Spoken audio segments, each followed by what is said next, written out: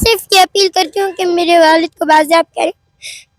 میں 10 سالوں سے اس روڈوں پہ پڑی ہوں, کوئی بھی ہمیں انصاف دینے نہیں آیا ہے. والد کا جرم کیا ہے؟ ہم اس روڈوں پر ہر دن میری پوری زندگی اس روڈوں پر گزری ہے. نام سیرت بلوچ ہے. میں لاپتہ مہرگل مری کی بیٹی ہوں.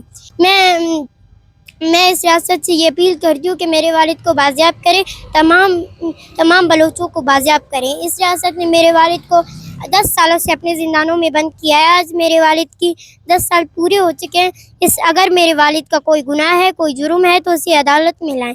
یہ عدالت انصاف کے. میرے والد نے اگر کوئی گناہ کیا تو اسے عدالتوں میں لائے.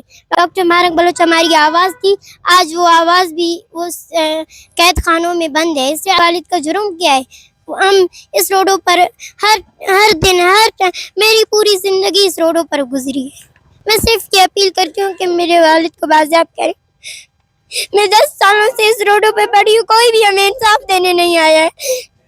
میں یہ اپیل کرتی ہوں کہ میرے والد کو بازیاب کریں, تمام لاپتہ افراد کو بازیاب کریں. میرے والد کو مجھ سے دور کر کہتے ہیں کہ آپ لوگ دہشت گرد ہو. ہم نے کہاں کی ہے دہشت گردی؟ میرے ہاتھ سے پینسلیں پین کر میرے والد کی فوٹو تما دی. اس روڈ پر ہم اپنے مرضی سے نہیں آتے ہیں, ہمیں یہ لوگ یہاں پر لاتے ہیں.